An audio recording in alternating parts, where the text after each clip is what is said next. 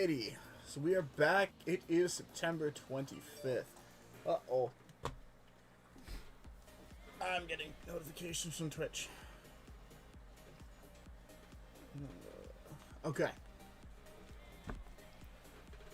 So September 25th, we have the Call of Duty Vanguard beta officially behind us. For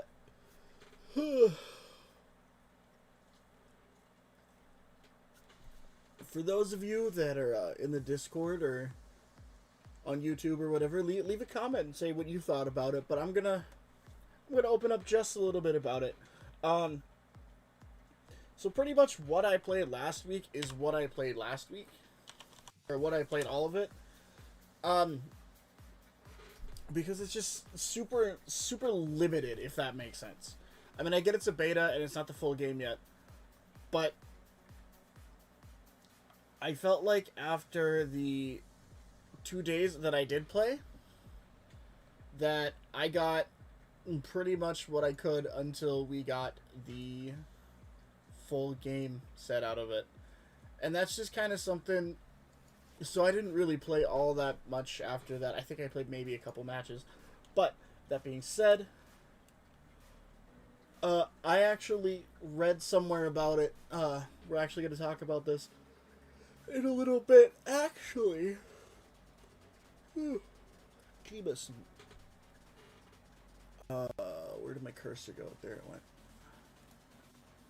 Just live on Twitch. Okay. In.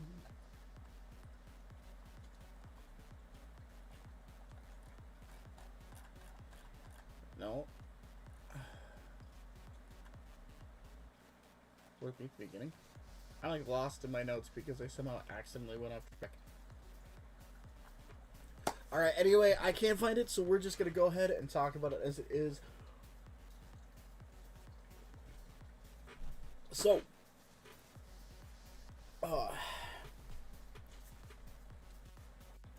naturally, it's just a little bit different. I mean, wrong button.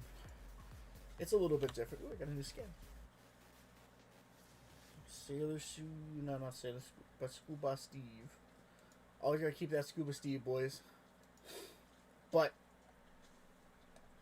it's a little bit different. It feels like Modern Warfare a bit, and by a bit, I mean like a lot.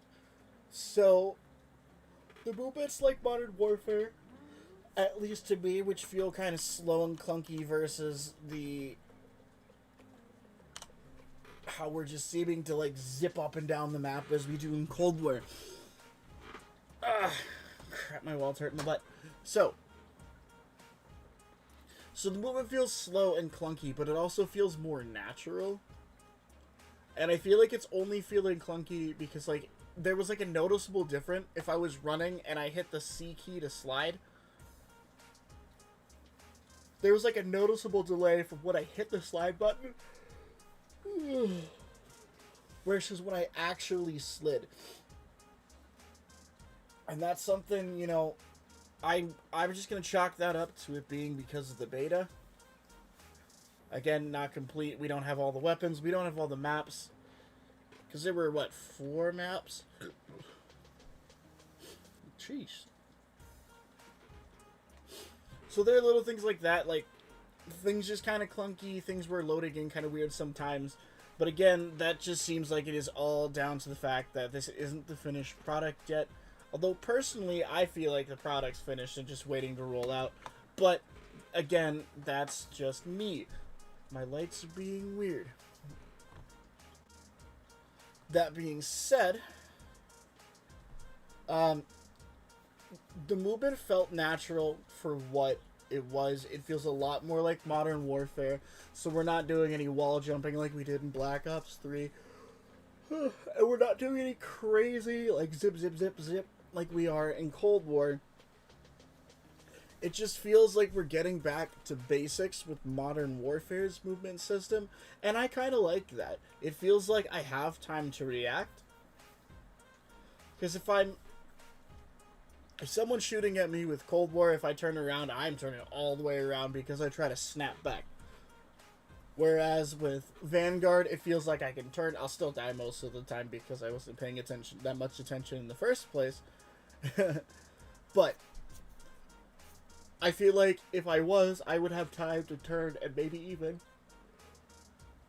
to turn, get a couple shots off, and maybe take out the guy that was shooting at me.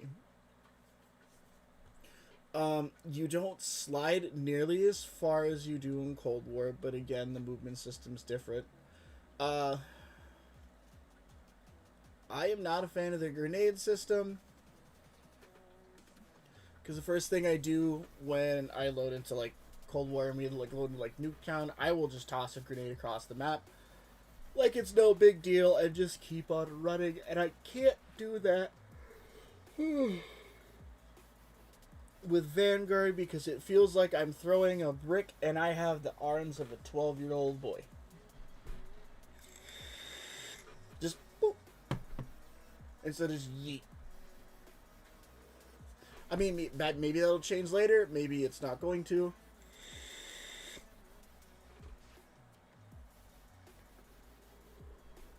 We got about another month and a half till we can find out, so I guess we'll see then. The colors are great. I found out you could adjust the sun settings in the like graphics menu, but I personally did not have a problem with it. Why am I tired? I slept. But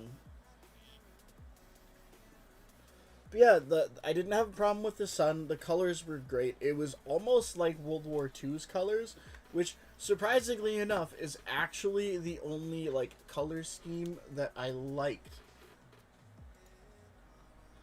So if we got Modern Warfare movement and World War II colors,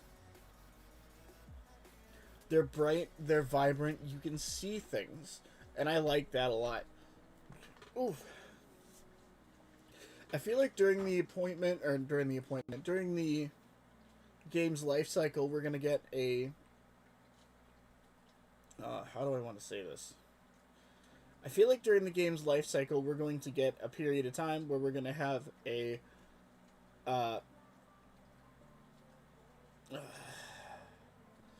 we're going to have a skin that is pretty much invisible, like the Rose skin was for, I think, still in Warzone. I haven't played in forever.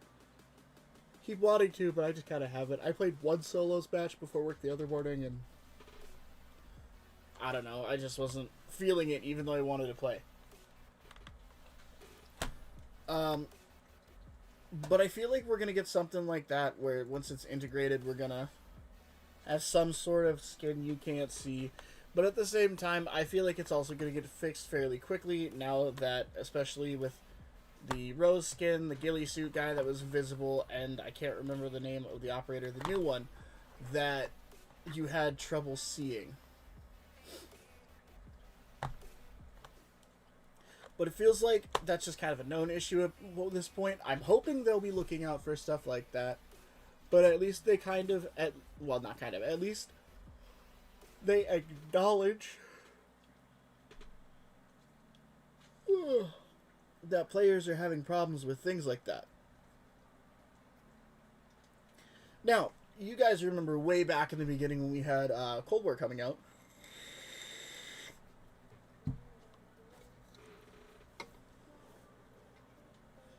So, you know, if for those of you that don't, from the period of like a month or so into Warzone's release, I'm going to take a drink here quick.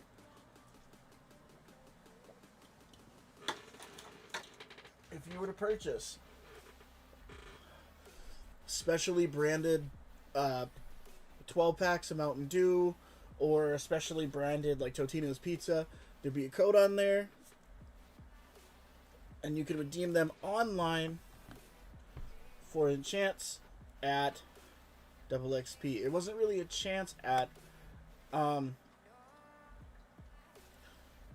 more so than you could actually like input this code and get double XP depending on what it was. I'm not a big fan of Totino's, so why did my Galaxy Buds get unpaired? That's just odd. Um, but I do know that you got like 15 minutes, or not 15, like half an hour maybe for the half an hour for like the 12 packs and like 45 minutes for the cases.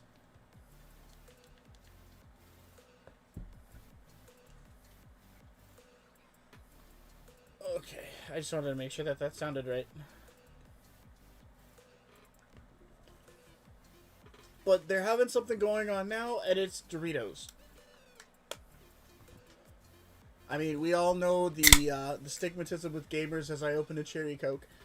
You see, on stream, not sponsored or anything. But we all know the stigmatism of, you know, gamers. All we do is sit around and we drink Mountain Dew and we eat Doritos and we play Call of Duty. Not gonna lie, I didn't have Doritos, but I just drank Mountain Dew and played Call of Duty last night. But that is not the point. So, how do I want to say this? Whether there's going to be a second product or not, or if it's just Doritos, that's something that I personally haven't seen yet. But with specially marked bags of Doritos, they're now starting to show up. So if this is kind of your deal and you need Doritos, replenish your pro gamer stash, they're starting to show up in stores. Well, in the US. I'm not sure about anywhere else. It seems they're offering dual XP for Warzone and Vanguard. It's weird that they would use that for, like, use that terminology, per se. Just because it's dual XP, it's kind of weird. Every time you've gotten a... Like, they're saying dual because it's double XP for weapons and, like, your character progress. But it's saying... Every time I've seen something like that, it didn't say dual XP. It just said double XP. And you got both. Not one or the other. Both. So I think that wording is kind of weird. But these codes, you know, you get double XP for, and double weapon XP for both games. And by both games, I'm talking Warzone and Vanguard, which means these codes should not work for Cold War. They might. Again, I'm not entirely sure. We'll find out when it happens. But it doesn't matter, because if it only works in Warzone and you only play a Warzone, but every once in a while you hop into Vanguard, that's fine, because the games are cross-progression. I'm not sure how that's going to work now. Now that they have cross-progression, it only mentions Warzone and Vanguard. But at the same time, with the integration and cross-gen of... Not cross-gen. Cross-progression in Cold War and Warzone, it also included XP earned in Call of Duty Modern Warfare. There is so many bubbles.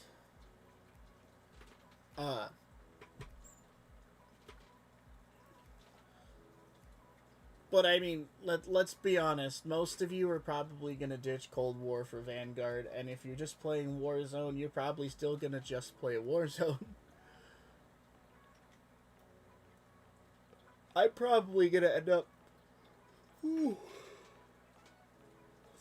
I'm probably going to end up going back to Cold War every now and again just because I like Nuketown. Nuketown, a couple more of their maps are things that I really enjoy. Hi, puppy. I didn't know you were there. But a lot of people seem to just ditch the old game for the new game, and it makes sense. I mean, it's the new thing. So, okay, so we got Season 5 winding down. We got Season 5 Reloaded, but there's one last big event happening. So we got the Limited Time Numbers event. A lot of you, if you've played, know what that is. If you open your menu, it is actually right here. So you can get 19 rewards out of this. I have... Well, it says 19, but I haven't seen any other ones other than what's here. I still need the Let's play a demolition match or in 2 more zombie rounds. Okay, I'm probably not gonna get that one. But it just feels kinda, it's just kinda weird. You got the numbers event happening in Cold War and Warzone, themed around the red doors and the iconic Black Ops campaign narrative of the brainwashing numbers program. Oh, no.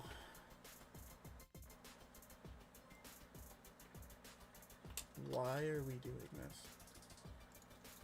Okay, so I gotta start blocking some people here. We're gonna take just a short break just because I will be back in just a second. We're gonna finish talking about these numbers programs.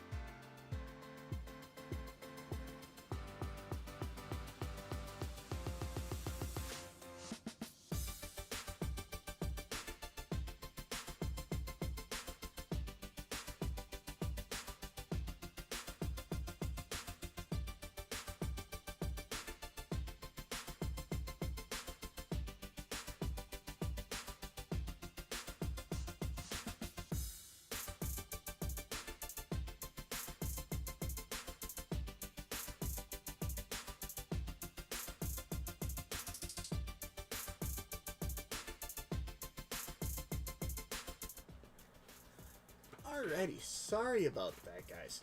So, we've got the numbers event going on. These challenges are actually a little... It's kind of weird. I didn't even know I was completing them. Because this TV charm earned 3 multi-kills in multiplayer or eliminate elite members, enemies, and zombies.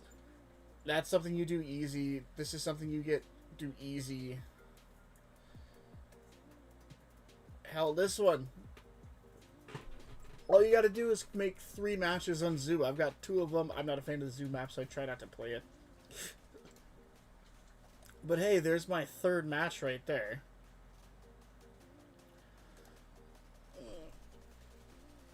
I think the only good part of it is you've got the size at the end. I mean, these are kind of cool and all, but we want that Psy. But if you wanted to spend the money, you can get the Spectral Psy. Just by spending $1,000. You know what I mean? Not $1,000. 1,000 COD points.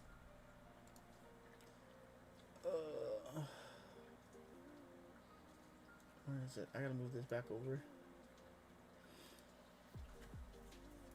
So it seems like the only cool thing about it is the size, at least in my personal opinion. It's kind of interesting little rewards, but nothing like I would actually use, if that makes sense. So, but it's live in Black Ops Warzone, themed around the red doors. The numbers event offers players a series of challenges to complete for cosmetics and to unlock a new melee weapon, which is the size. This event includes a set of 9 Cold War challenges completed in either multiplayer or zombies. Warzone has 9 challenges of its own, making 18 total challenges total and 19 rewards earned during the event. Completing the full set of 9 challenges in either game will unlock a Psy melee weapon and 5,000 XP. So for those of you that don't play Cold War, that's cool. You can get this, the size, you can unlock them without having to buy Cold War or play it, And for those of you that don't play Warzone, vice versa. As long as you get all 9 challenges on each side, you unlock the side. Players are disappointed in this numbers event because there's a lack of substantial gameplay. In Warzone specifically, you just kind of walk into a station and hit a button to hear some random numbers, which isn't very engaging, and this doesn't even have to do with anything for the progress, it just plays the numbers. The event is quick and easy. It's a quick and easy way for players to earn progression in between larger updates. Raven should try to make something a little more like, I've got 7 of these achievements done, and I didn't even notice. You guys watched me look at that menu for the first time. So that's how that works. I wish you could see who was watching. It'd be cool. But you know, we're gonna talk about something kind of related to the anti-cheat. I mean, I just wanted to give you some love quick. We've got, you know, the anti-cheat being tested. It's going to be ready to roll out in November with the launch of Vanguard. Whether or not it actually launches is something we're not 100% on yet. We're not sure. I'm going to go check if Steve's still alive quick because he's just chilling on the bottom of my airstone.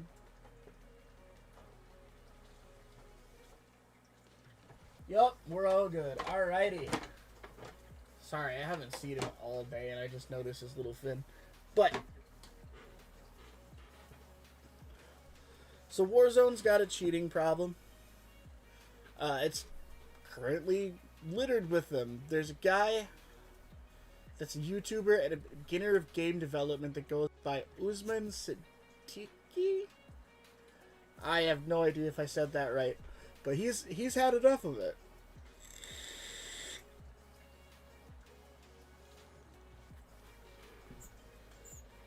Guy still likes Warzone, but he's sick of the cheating. So instead of taking a break from it, he did and playing something else. He created his own version of the game.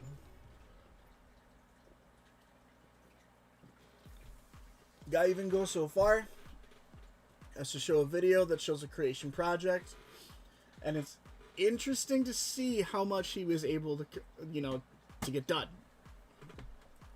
So the first thing he did was download various gun assets off the internet, replicating the weapon classes in Warzone. He got a double-barreled shotgun that was like the 725, as well as a UMP-45 and AK-47, so the best guns. I mean, sorry. He was sure to make them all lootable, spawning in with a pistol, just like in the regular game. But to make the guns lootable, the guy needed to design crates. He allegedly did a great job with it. I didn't watch the video. I just read about it and laughed. Oof. But he added the same sound that plays when the crates are opened inside of real Warzone. Buy stations also replicated, which the sound's also pulled from the game. I have stuff. Oh. Okay. But the only thing that you could purchase at the buy station are armor plates, which that might change in the future if he keeps with it, but I feel like Activision will hit him with an NDA. But it's a cool concept that he did this in just 2 days. Anyway, the next thing he did was to create AI enemies, because he wasn't able to copy the servers, like actual servers, to populate the game with other players.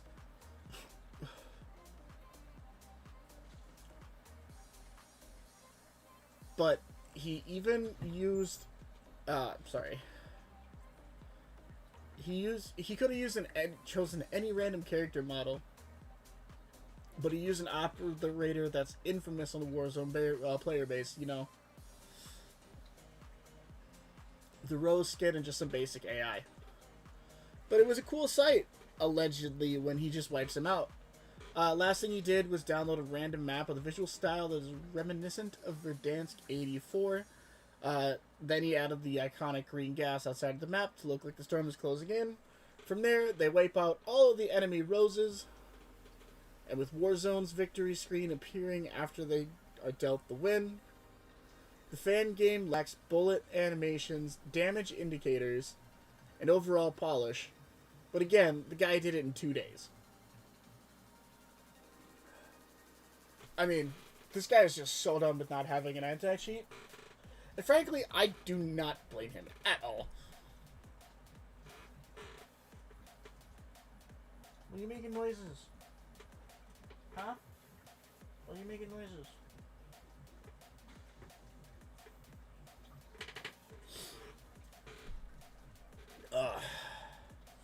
Yeah, so he's done, obviously.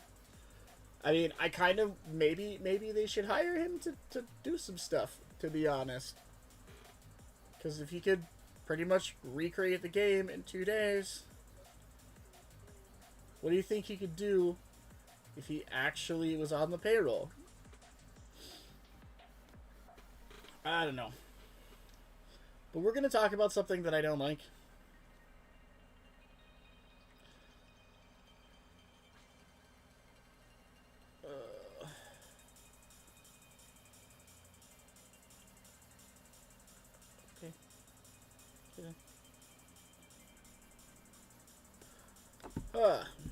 Because we're going to talk about SBMM for a minute. For those of you that know, there's a pro player that goes by the name of Scump. Alright, so there's a recent YouTube video where he reveals what he'd like to see in Vanguard to do away with the practice of SBMM. You know, the games themselves have a skill-based matchmaking, which makes sure the new players don't end up facing off with the best of the best online. It's a great way to ease players into the game, I do agree to this, but not everyone's a fan of the practice.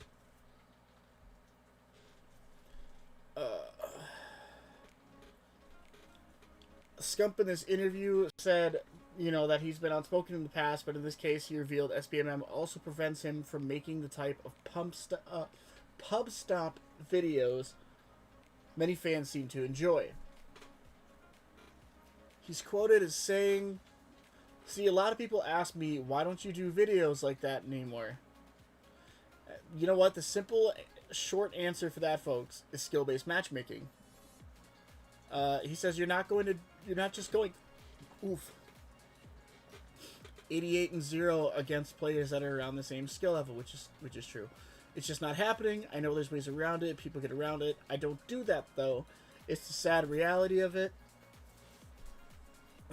Because I do know that people love pump stomps like this, but it's just not really a thing unless you finesse the system to get around it. We'll see what next year, what we can do. Trust me, I wish I could do videos like this. I mean, I'll agree.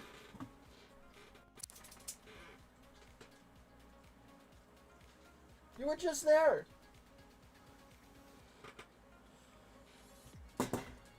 I'll agree. I kind of like pub stomping videos just because it's... Yeah. I find it kind of entertaining to see a guy just go around like nothing and just go like 88-0. With skill-based matchmaking, that's not possible. In fact, my buddy and I actually get the opposite. So we're in two very different skill brackets. I'm getting better because I played nothing but hardcore. But at the beginning, it was kind of weird because at the very, very beginning, I could keep up with him. So he's like 20, well, at least with kills, he's like 25-12, and I'll be like 23-38.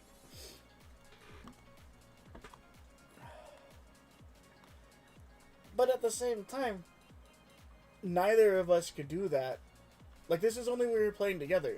If we left a lobby and each played our own individual match, it was so much harder. For no reason. Like, if we're running together, it's like a 5. And if it's, like, out of 10. And if we're running separate, it's like an 8. It's weird because the like it feels like thanks to skill based matchmaking. Ugh, that us partying up together is supposed to close the skill gap. So like somewhere in the middle, but at the same time, that somewhere in the middle is insanely easy, and then separately, when we're back into our own quote unquote skill brackets, it's insanely hard. And we can't seem to figure out why, because it's not how that's supposed to work. So I can see why we should go away with it, do away with it. I mean, first of all, because pub stomping is fun. It's also kind of weird because I'm still seeing that now. It feels like when my buddy and I play together that we'll both do like really, really well for like 2 games and then just get stomped for the next like 6. Why? I don't know. Skill-based matchmaking, I guess. I don't want to open Path Exile. I just want to put my keyboard thing back on.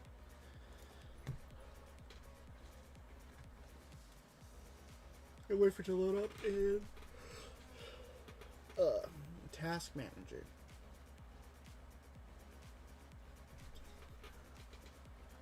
I scrolled way back up.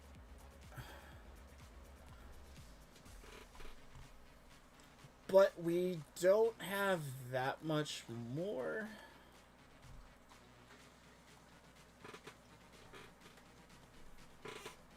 Okay, now she's over there, that little devil. But we're going to go back to one argument that a lot of people have, and I personally don't see why. So some of the popular streamers are continuing the age-old controller versus keyboard and mouse debate, which was kind of kicked off again after Dr. Disrespect insulted controllers players on relying on aim assist. The streamer's been vocal about Call of Duty's aim assist feature for gamepads in the past, calling on series developers to prioritize balancing the 2 inputs.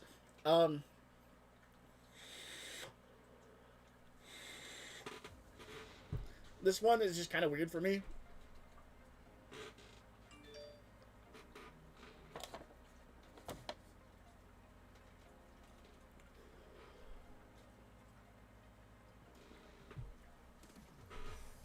No, Tanner, I'm streaming. Anyway. This one's kind of weird for me just because, like, I mean, the controller players have aim assist, but in keyboard and mouse, we have snappier movement, we have more... Everything that on a keyboard and mouse can be done with your left hand. You have your entire hand to press keys with, and then you have your entire right hand to move the mouse and press your 2 keys. Whereas with a controller, you kind of have to move your thumbs more. Plus, the joysticks don't get the range of motion that you can with a mouse. But aim assist, man. So it's just kind of weird there. Because I can see pros and cons to both sides. I personally haven't played with a controller in a while. I don't feel it's comfortable the last time I did, just because I didn't think to plug in my controller when I started playing on PC. Therefore, I got used to keyboard and mouse, and now console feels weird. I got a buddy that plays in a PC, plugs in a controller, because keyboard and mouse feels weird. It's just kind of whatever's more comfortable in your hands. And more what you're used to and what you enjoy. Both of them have their ups, both of them have their downs. Just play the way you want to play, man. But with crossplay between consoles and PC being the standard for many multiplayer games, the topic of like which input's superior, keyboard and mouse or controller, is reaching more of a mainstream audience. On one hand, mouse aim is much easier and precise than joystick aim, which we talked about, and keyboard input mapping allows for many more control options than a gamepad, which again we kind of talked about. But some PC players take the issue with using controllers in shooters because of aim assist, which slows down and facilitates a player's aim when an enemy is near their crosshairs. Warzone and Fortnite aim assist remains a hot button issue among streamers and competitive players, many of whom disagree on which side has the unfair advantage. The time-honored debate over keyboard and mouse versus controller usage in gaming was reignited once again when Call of Duty streamer Dr. Disrespect attacked controller players via Twitter. In a tweet, Dr. Disrespect said, and I quote, "Without your aim assist, you ain't nothing." End quote. Adding fuel to the fire, pro player and streamer Myth weighed in saying no players that use controller will ever make his top 10 greatest FPS players of all time. These remarks spawned a full-blown debate within the streaming community, with many pros like 100 Thieves Nadeshot and streamers like Tim the Tatman jumping in to fire back. Nadeshot quickly dismissed the anti-controller remarks, claiming Myth's opinion doesn't matter as he hasn't been in a tournament with pro Call of Duty players, many of whom use gamepads instead of keyboards and mouse. Now, if you look, you can find these tweets pretty easily. I just didn't want to copy and paste them because I found hundreds and I looked it up once.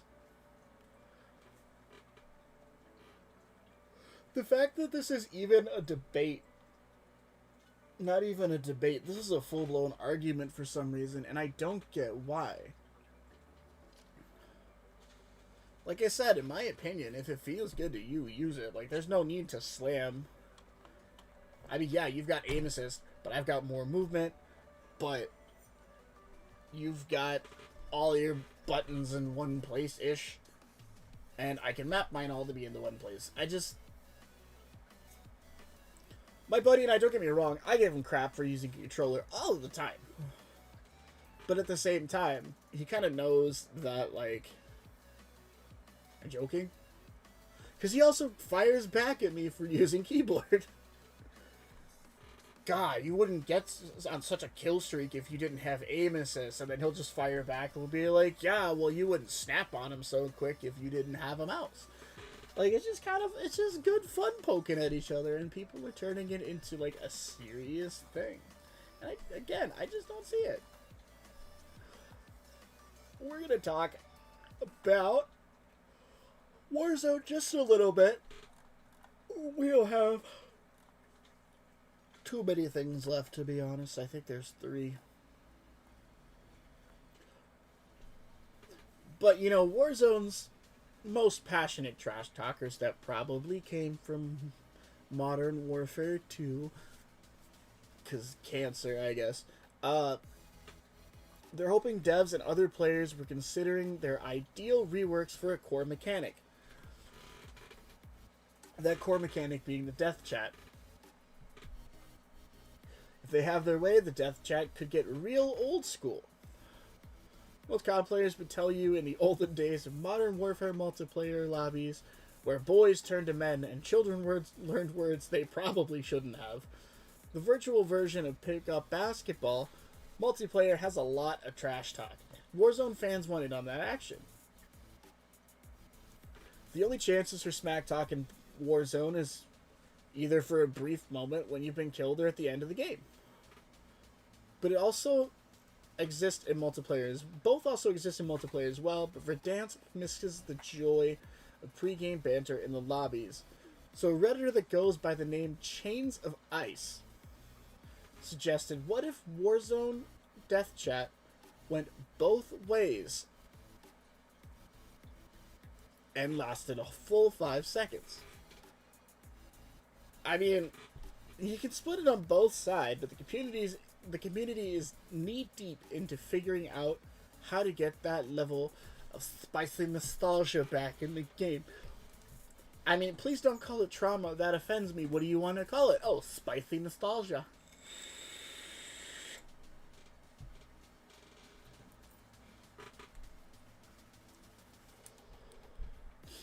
Here's the thing. we know that, you know, no matter what, uh, Call of Duty is rated, M for mature. So you gotta be at least 17 to buy it. But with digital downloads and parents just buying because they don't care. I don't want to say they don't care so much as they don't really know what's going on. Their kids are going to be playing Call of Duty because everyone's playing Call of Duty. And I feel like the whole, like, kids learn words that they shouldn't have thing is kind of why we don't have those death comms going both ways and lasting as long. Just because of the fact that, again, they're going to be children and we don't want to teach them things like that. I mean, I grew up in the way, way old days of Modern Warfare 2. I was there for that crap store. But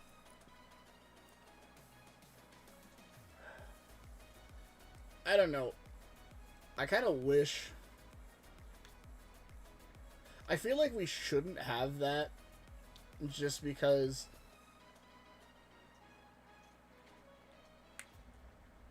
Because, you never know what you're going to hear, but at the same time, I kind of wish we did because of the fact that, like, I want to kill somebody and take 5 seconds to go, yeah, get dunked on, kid. You know what I mean? So I'm not entirely sure how I feel about that. We're going to talk about another controversial topic. So as for, by now most of you have heard about the lawsuit against Activision. I'm not getting into it because I'm trying to keep this family friendly. But with the holiday season approaching, Blizzard has the launch of the annual Call of Duty game. Because, there are 2 things that you can be certain of in life. Death and a yearly Call of Duty. So we're reaching that point for the year of Call of Duty. The game generates millions of dollars for the company every year. I mean, at $60 a pop, I do not feel like it would take that long considering how many people play it. But it'll be interesting to see if the negative publicity about the harassment, abuse, and discrimination within the company will affect the bottom line for sales. Will the gamers just ignore all the allegations and lawsuits, or will they skip this year's installment? I personally have already bought it, and then I found out about the lawsuit. So, do I want to refund that? I don't know how, and I kind of don't feel like figuring it out, because it feels like it'd be difficult. Anyway.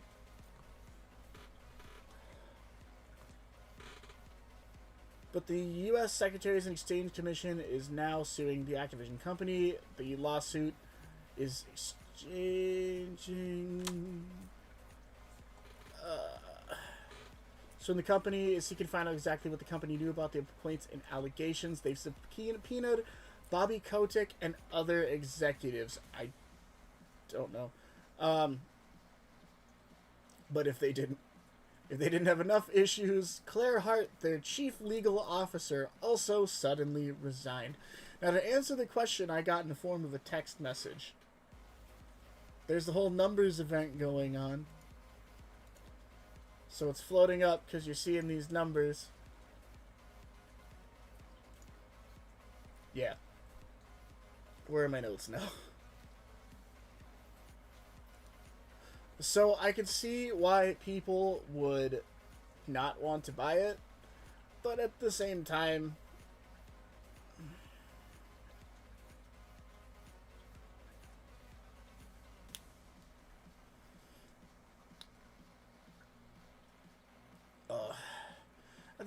I'm not sure if that should be a reason not to do something you enjoy. I mean, you're gonna buy Call of Duty if you're a player. Like if you're a returning player, like you wouldn't not buy the game because of something that happened within the company. You buy it for the game. That's kind of being like, oh, my day is ruined because somebody in like New York stubbed their toe. It's not directly in the way. I mean, don't get me wrong, it's still pretty bad. Personally, if this was the last Call of Duty, I wouldn't mind because of those. If the company got shut down due to those allegations being true, not sure if they're true or not. I am not speaking on that topic. I'm just saying, while it's here, it's already been developed. Why not play it?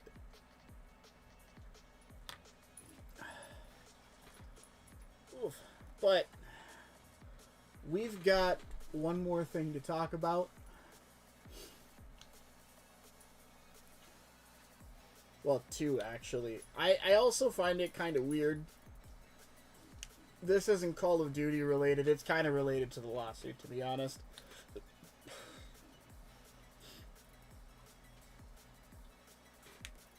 Because I actually saw an article the other day, like 2, maybe 3, 4 days ago, where people from Activision Blizzard were asking that players do what they feel is right in accordance to purchasing Diablo 2 Remastered. Amongst the lawsuit allegations, and I feel like they're going to have something like that for Vanguard as well. But at the same time, I'm not sure why internal workings at a company should affect your decision to buy a product that you enjoy.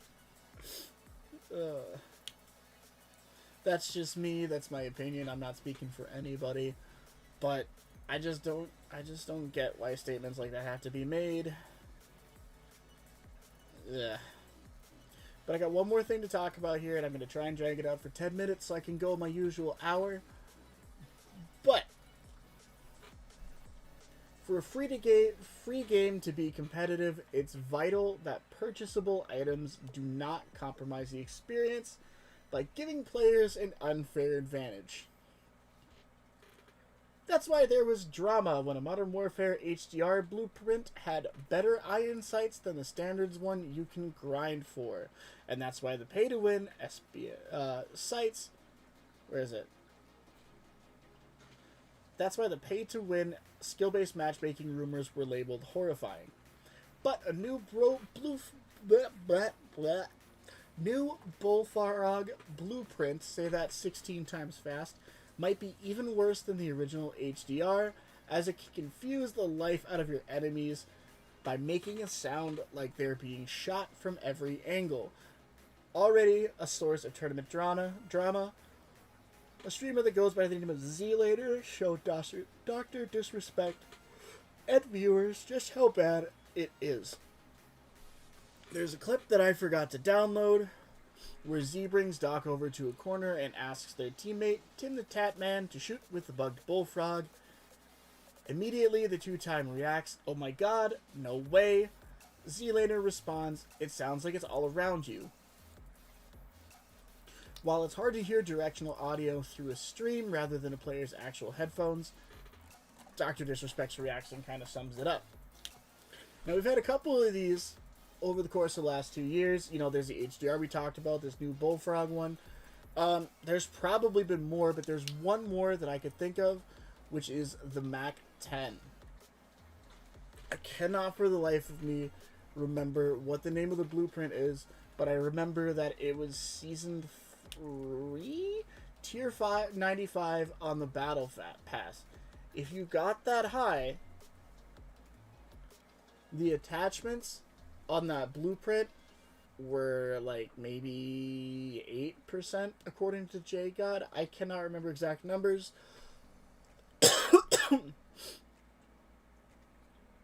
But I know for a fact that if you had the same attachments on with the blueprint versus the same attachments without the blueprint one was better by a noticeable amount. And that's just the time we've noticed, people. I mean, I haven't done the math, but I've got the shopping cart blueprint that I use most of the time. And I use it, though I use it most of the time, I don't use the regular FFAR.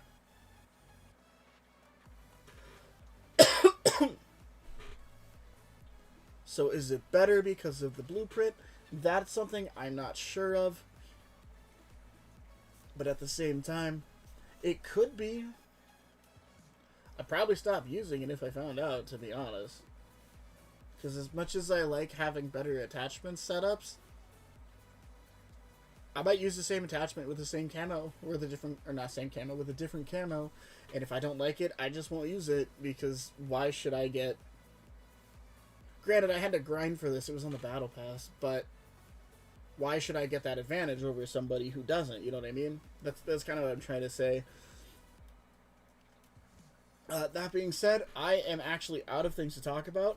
If you look up top, you will see all the places you can find me. We're Discord, Instagram, Twitch, which if you're on Twitch, you're already here. Twitter, and then if you're on YouTube, my YouTube's also in the upper right corner. Feel free to drop by, leave a message, leave a like, comment, subscribe. We can play some games together. I'm going to double check because I haven't looked at the Patreon in forever. See if that is even still active, because I didn't get anything from it ever again. Because nobody loves me. Let's see if this password's right. Nope. Too forced.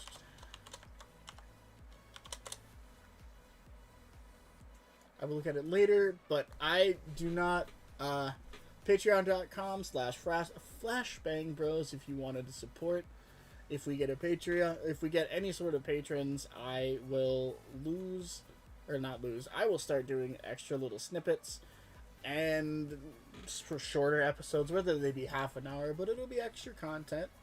You can get a role in the Discord, which can give you access to more channels that I've created but have never used, because again, nobody's in the Discord, and that makes me sad because I like hanging out with all of you.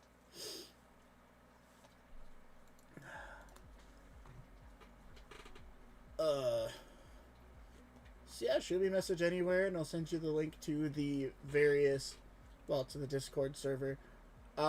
It's actually in the description of Twitch. I believe it's on YouTube. I'm not sure. It's not. It's in my bio on Twitch. I'm pretty sure it's on YouTube, Twitter, and I can send it